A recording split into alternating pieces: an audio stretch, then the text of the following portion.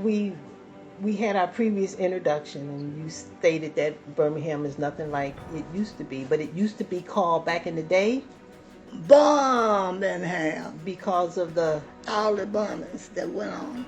But the one that I think Birmingham is most famous for is the one that happened at the 16th Avenue, 16th Street. 16th Street Baptist Church. You were close by, fairly close by, Yes. that Sunday morning. Describe that day, the whole day. It was a beautiful sunny day, and we were getting ready to go to church. It was about 10:30 a.m. and we felt this shaking. We didn't know it had the church had been bombed.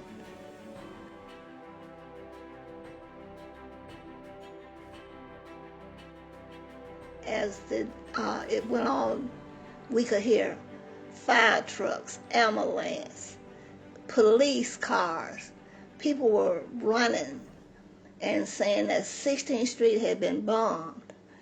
And it was later on in the day that we found out that the little girls had gotten killed at the church.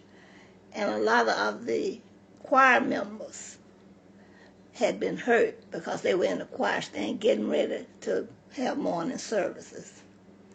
They fenced off around the church, and when I said fenced off, in other words, they had police cars blocking the entrances, the streets, so you couldn't get up to see what was going on. My relationship to 16th Street Baptist Church, I had several co-workers who sang in the choir. Matter of fact, our librarian but was in the choir. My principal belonged to that church. I knew 3 of the little girls. Hayes taught Addie. I knew Hayes taught 2 of them. One, the little Wesley girl, we wrote thank you notes and sent them all over the United States and in foreign countries because Mr. Wesley had gotten sympathy cards from people. So that was hurtful for us because we knew her personally. And the little girl whose father ran the picture studio, her mother, Maxine, and her granddaddy lived up the street from us when I was growing up. And so I knew her. I didn't know her personally, but I did know her grandfather. After that happened, what was the environment of the city like? What were there rioting? What was going on? Well, the high school and some elementary schools, the children just boycotted school. They came to school, was present, and then they left and went on this march to 16th Street and to the park, Caddy Ingram Park. And the police chief, Bull Cone, sent the police and the fire trucks there. And because there were so many children, they couldn't corral all of them. So they brought the dogs in, they cut the fire hose on them, and they would not allow any adults at all to come in. The children was running in all different directions. They had all types of vehicles, picking the children up, taking them to Fair Park, and putting them in where they used to have holy cow auctions. And this is where they stayed. They were not put in city jail. They were put in this cow barn, so to speak. Going down some of the streets, I kept seeing one street called Robert Arrington. Richard Arrington. Richard Arrington. Okay. Who was he? He was the first black councilman Okay. on the city council. And in later years, he was elected mayor several different times. Okay. They renamed 21st Street to Richard Arrington Boulevard, which is a main street Yes, yes. running from the south side to the north Right. side. And now, is he still living? He is still living. And what is he doing now? He is an adjunct professor. Yesterday, I was able to take a picture of the jail where Dr. King wrote famous letters from the Birmingham jail. Yes. What was that? How did he end up in jail? What was the circumstances from a resident of Birmingham? It was a result of where they had bombed A.G. Gass's motel. Okay. And Bull Connor said he was a rabble rouser. Okay. So they arrested him for inciting a riot. Okay. And while he was in jail, he wrote this letter to the clergy saying, you know, they could do more. Mm-hmm. And that's where the famous letter from the Birmingham jail came in. Well, I know you mentioned walking to school at a young age of what? I was in the 3rd grade. And how many blocks did you walk? 10.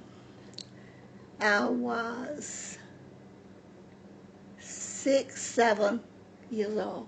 And did you pass white schools along the way? In the neighborhood I lived in, there was a school, elementary school, but it was segregated. So that meant I had to walk at least 10 blocks from Dennison Avenue through Burning Point to Eureka to a 4-room schoolhouse. And the grades was first grade, first junior, first senior, 2nd grade. Mm-hmm. And when you got to the 2nd senior, you moved to the 3rd grade, which meant that you were in your 1st year of being in the 3rd grade. Okay. If you were smart. Okay. And you stayed in that classroom until you got to the 3rd senior. If you were real smart, you get a chance to move to the 4th grade, which was a 4th grade junior and senior class. The 5th grade, some 4th senior students could move to the 5th grade. Okay. And after the 5th grade, then you went to Washington School, which you had to catch the streetcar and ride, or you walked from where I lived to Washington School, which would be on an average of about 20 blocks. Wow. So, Bull Connor, I mean, that name even sounds intimidating. We heard things about him in North. What were his final days like? Did he go out as mean as he came in? Yes, he was worse.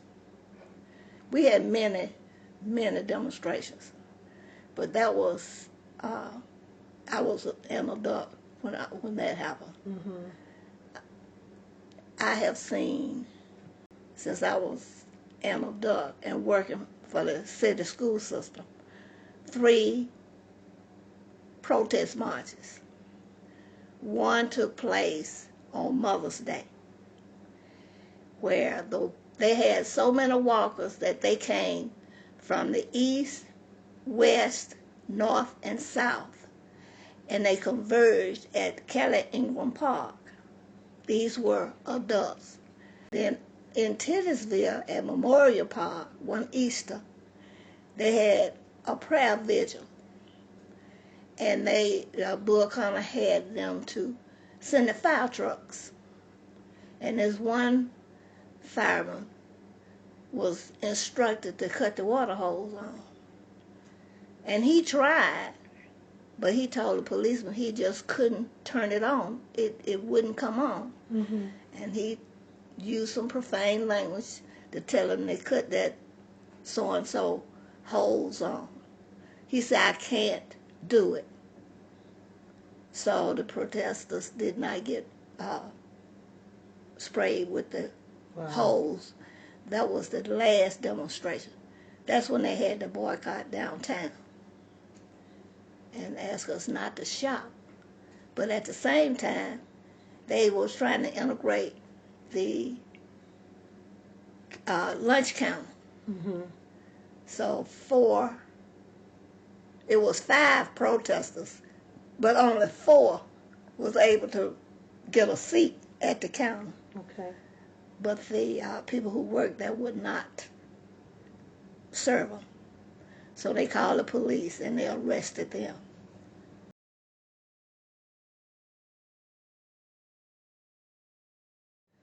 In Birmingham, it meant that you needed to be off the street, especially children, and I said most males. But everybody, because it was not safe, the police would chase the children, harass the men and the women. And because I lived surrounded by whites, live ones on 3 sides and the cemetery on the other, we knew everybody. So if the police came into the neighborhood, it's like a chain leather. Mm-hmm. One house would call another house, before you knew it, everybody in the neighborhood knew that the police were in the community and to go inside. Wow. Because people would ride through and shoot. If you said anything, they started to beat you up, haul you off for saying you was disrespectful or you had done something you didn't have in the business, so they won't take you to jail. Now, you shared a story with me about you and your grandmother. Tell me who your grandmother was. Your grandparents. My grandmother was from Mississippi. My grandfather is from New Orleans. And we are not so sure as to whether or not he's Jamaican or what, or straight African. But he was the color of a piece of shiny coal. My grandmother is white, and her people are Irish, of Irish descent. Her plantation owner was her father. Hmm. So my grandmother found the darkest, blackest man that she could find and marry. Hmm. And they lived together until he died in 1936. And she lived with us from 1940 to 1964. And I would have to go with her to Metropolitan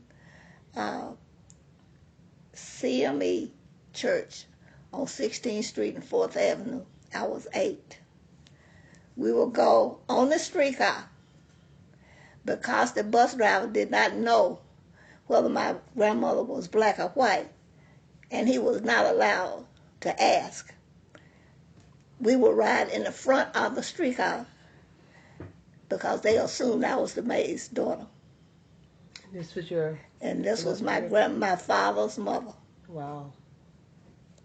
And sometimes at least 4 times a year, she would go to this big department store, to the salon, and get her hair washed because it was so long. She needed whatever kind of treatment that whites used on their hair. Mm-hmm. Otherwise, we would wash it in the backyard and make mini plaits like you see the children wearing now, so her hair would dry. Mm. Okay. So what would you tell the young people who have not experienced what you lived through as a young child, young adult, into your older years? What would you tell the young people that don't know the struggle that you went through and their parents before them and grandparents? What would you say to them if you could talk to them all?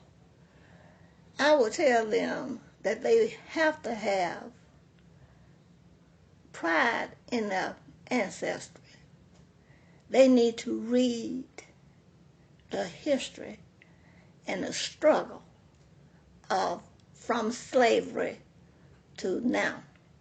Open Jim Crow. I lived through say the Jim Crow area, um, integration. I should say segregation first, then integration. We back to Jim Crow. And it's more obvious now than it was back when I was like 15, 16 years old. When I was a teenager, if you went to town to buy something, you had to know exactly what you wanted, whatever your size may have been, because sometimes you were not allowed to try on any clothes, shoes, and the woman could not try on a hat at all. She either took the hat or left it. I remember so vividly, I was in Cressley's 5 and 10 cent store. They had a water fountain that said white and colored.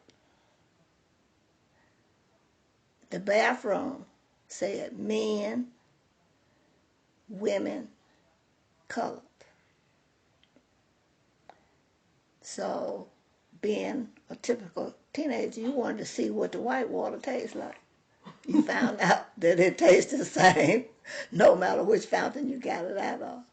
But if the clerk saw you, they would call the police. You speaking of color, you mentioned the paychecks were different. Well, we found out that standing in the bank cashing our checks. Teachers' checks were different colors. The white teachers' checks, I should say the white employees, had white checks, and the black employees had green checks. We may have been working the same number of years, but the salary was still different. Wow. And tell me about your church, Westminster Presbyterian. Westminster Presbyterian Church is a small church with, building-wise, it's small. Congregation-wise, it's small. But we know and love each other. It's very friendly. They love for people to come visit. We're celebrating our 75th anniversary as we speak, and we will be having a conversation with Condoleezza Rice. Next week, her father was the minister when he was there. And her grandfather? Her grandfather, I was not a member when her grandfather Okay. was a minister there. But I joined the church under Reverend Rice Jr. Okay. And for those that don't know, Condoleezza Rice was the Secretary of State under Bush.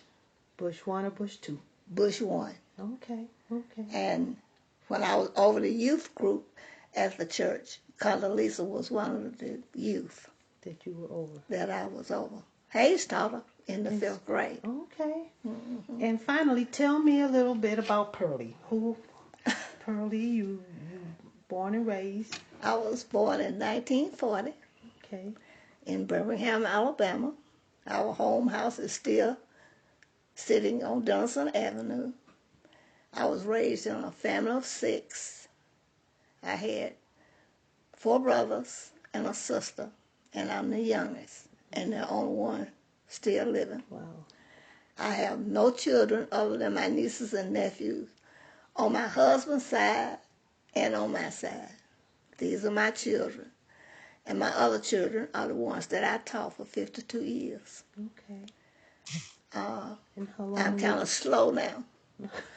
But at one time, I was very active in the community. I do believe in community service. I do what I can now with a limited capacity.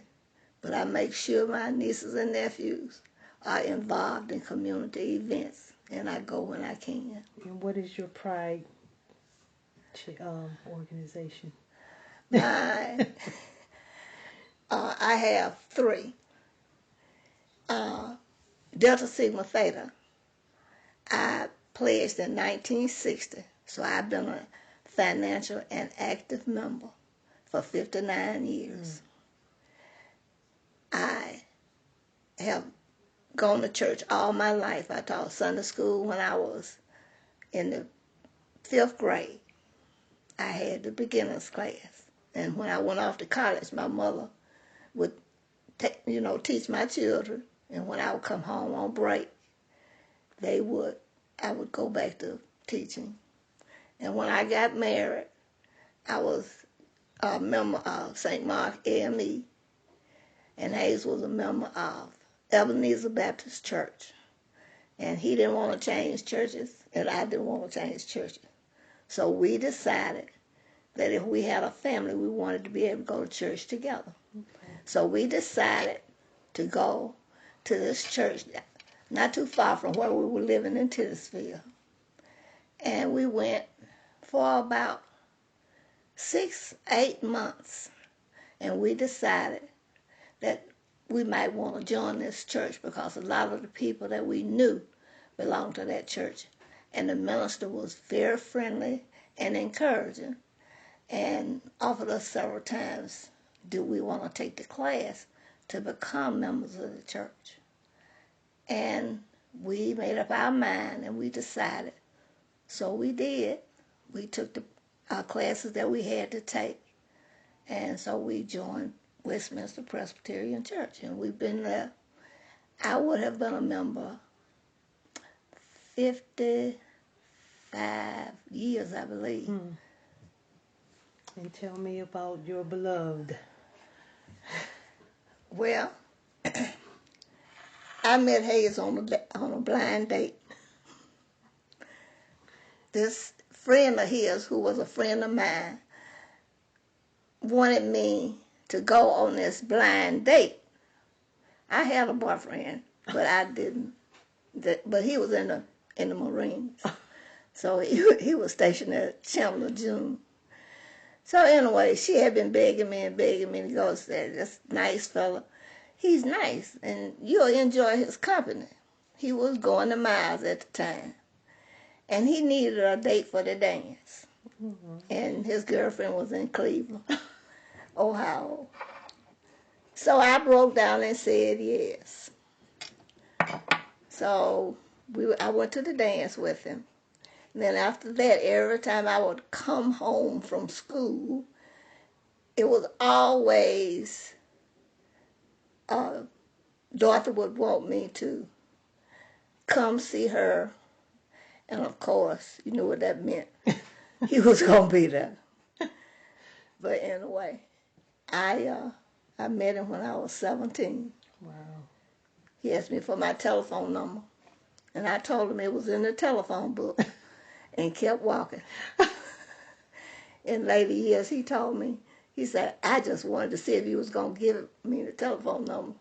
I already had it because I had gotten it from him. But anyway, we dated. He let his girlfriend go, and I let the guy that I was supposed to be my boyfriend go, and we started dating after that. And so we dated, and he asked me to marry him in 1968. But I was still in school, and my folks wasn't hearing that. So when I graduated in 61, in June, I actually finished my coursework in March of 61. And I marched in June of 61. And we got married in August of 61. Wow. And so that was it. Wow. What, 36 years of marriage? 36, 50-some years. 50-some years. I was not getting that. Wow. 50, wow. It will be 50, he died year before last in 17, so you count that up. Yeah, wow. Well, let me say I have enjoyed your visit. Same I hope here. you will come back. And we do not live in the country where the cows are in the backyard. We do not have corn growing in the backyard. I love corn.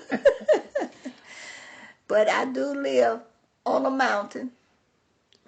I remember always what Martin Luther King said. I have gotten to the mountaintop, but I am still waiting because I have not arrived. I'm just in a situation Well, I had no choice. All I right. moved here because of my husband's Right, right. disability. Well, you have a beautiful house, Thank you. and I tried to count the elephants, but I got to the top shelf and said, nah. How many elephants do you think you have? I don't know. How many I think I have? Yeah. I probably have more than 1,000 Wow. because some are still packed. I just don't have anywhere to put them. Uma was supposed to count them. So one day he'll go in the cabinet and count the ones Okay. that's out. You okay? Mm-hmm. Wow. And maybe I'll be able to tell you. Okay. Well, thank you. You're quite right.